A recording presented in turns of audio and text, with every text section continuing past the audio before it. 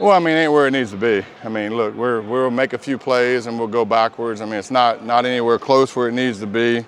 Our communication from play to play, the urgency that we need. I mean, we need to obviously be way more consistent than what we're doing. Doing some good things, but it's too up and down. We gotta clean up the stuff that kills drives, and so. But fourth practice too, right? Anything specific you attribute that to, whether it's just Fourth practice. Fourth practice. You have a lot of older players in terms of projecting who might be. Or fifth, whatever one it is. Go ahead. The older players, do you see a difference in their approach to practice? Oh, yeah. You can push those guys. No, yeah, no doubt. I mean, there's a difference between people that's been here a while and people that haven't. And so those guys are mature, they push through. I mean, practice is tough, it's meant to be tough. Defense is, going against our defense. I love it. You see everything. We're really good up front.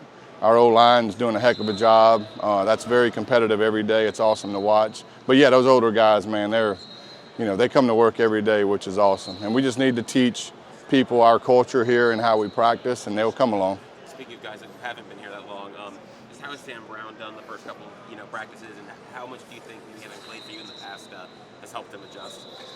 Some, but I mean, there's some things we're doing here that are different too. So I mean, there's a learning curve for him as well, and he's no different than everybody else. I mean, his effort's good, makes plays here and there. Everybody needs to be much more consistent, but that group's competing. And so we have a lot of guys that are competing, and that competition in that group has elevated, which is a great thing. And so those guys are fighting because you're fighting for reps right now, and that's awesome. Has the pecking order developed the quarterback yet? What do you mean by that? So it's a 1, 2, 3, 4. They're all taking reps. I mean, yeah. I mean, we're just taking reps and going, and heck, they're the same way. I mean, a lot of good and some bad, and so. We learn a ton every day from practicing because of honestly what we see, and so. But there's been good, and there needs to be more consistency, like my man over here said, at that position as well. With Arroyo, what type of dynamic can he bring off to the table? Yeah, he's a talented kid. I mean, he can do multiple things. He's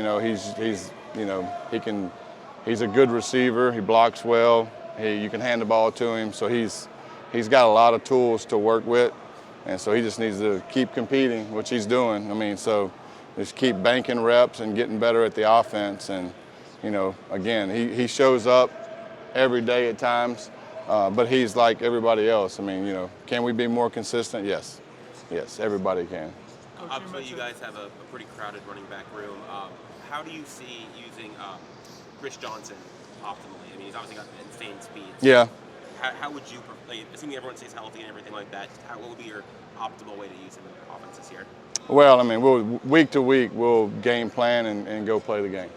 And so he'll be a part of that, and as well as everybody that plays. And so he's got a unique skill set, which allows you to do certain things with him. But he's really growing at running back. He's doing a lot of good things. He can do it all. He's not a guy that you put in there and it's a whatever, right? You can run every play in our playbook with him, which is, to me, that's the key, right? It doesn't matter what play it is, he gets in there and runs it, which he's doing that right now, which is awesome to see. How about Damien and just what he's shown through these first? You can tell he's a mature kid that's played a lot of football. He's very calm out there. Protections come easy to him. He's very smooth. His ability to cut, lateral movement on unblocked players is you can tell he's played a lot of football. And so glad to have him. He just needs to obviously keep learning in the offense and playing with these guys and gelling together. But very glad to have him. He's got a lot of experience, which is no substitute for that. Will you expect Elijah Arroyo and Elijah Lofton on the field at the same time? I would expect everything. When you have experience in your wide receiver room and guys you can trust, is there a number that you plan to rotate in the past? Say that one more time. When you have experience in your wide receiver room and depth, is there a number of rotation that you plan to rotate with the wide receivers? And if you earn playing time, you're going to rotate. And if we have to trust you. And that's the thing about rotations is everybody talks about this and that. If we trust you and you're making plays and you're doing the right thing, you'll rotate. But that falls on you too. as a player. You gotta show consistency in practice and know what you're doing. And so yeah, I think we'll have more rotations this year based on having more players that we trust and that are doing things the right way. And so hopefully we'll be rotating a lot of players. That way everybody's healthy. That's what I want.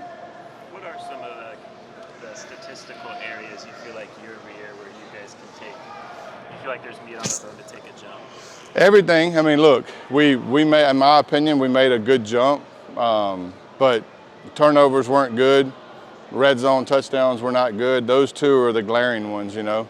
And some of the turnover stuff happened in the red zone, so that's double bad. And so that'll take points off the board and hurt your touchdown conversion, and it'll also hurt your turnover deal. So we got to take care of the ball. We have to take care of the ball better, and really, if we take care of the ball better, everything else will probably fall into place, to be honest with you.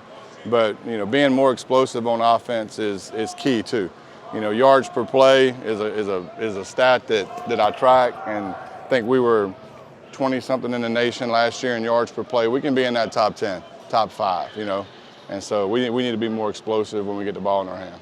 Coach, you mentioned that also, more explosive on media day. You know, if you could expand on it a little bit more. Passing, where do you envision that happening? All over. Just when the ball hits your hands, like, get more yards. You know what I mean? Does that make sense? Yeah, but you guys were third in 20-plus yard catches last year in the ACC. That's good. But be first. is it the 20s, the 30s, 40s? Where do you kind of see? Oh, I don't like statistically like that. I don't look at it as far as like, hey, we have to have more 30-yard gains or 20-yard gains. I look at it simply as like, hey, we got to make more plays down the field.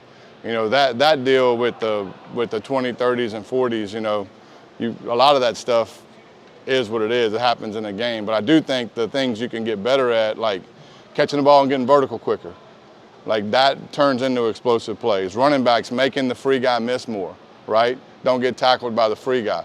And so I think last year we were pretty high. I don't know the number, so I hesitate to say, but you know, yards before contact, we were like one of the top in the nation. You know, but we gotta get more at that point. Does that make sense? And so just stressing the fact that playing fast, getting up the field and making that guy miss is who we need to be. You know, if you want to be more explosive on offense, the plays are what they are. The touches are what they are. Like once you get the ball in the hand, you know, then, you know, make a play. Have great ball security, get up the field and make that first guy miss. And so that's genetics a lot of times, right? Recruiting. Do you see signs of that? Yeah, I do. I think we have the chance. I think we have a chance to be a very explosive team. You know, I think that if you look at us practice, I mean, we're making plays down the field and we're missing some, you know. It's not, you know, that deal goes back and forth. That pendulum flies back and forth. I mean, defense, you know, we see every coverage known to man, and throwing the football versus those guys is challenging at times because of what they do. And so going against our defense is awesome. And I can't stress that enough because it teaches and programs a quarterback to be in the pocket and to see things very clearly. You got to be precise. And so we're lucky to go against those guys every day, to be honest with you, because it's challenging for the quarterback, but you grow every day. You grow every single day. It seems like Horton took a step in the spring. Has he maintained that? Who's that? Isaiah Horton. Yeah, he's playing. Yeah, he's competing, man. He sees the light, and he has that. He can make plays down the field. He's a big physical guy. He's strong. He's urgent. You know, I mean, you know, he's really come a long way. I'm proud of him. But again, like, keep coming, right? Keep stressing.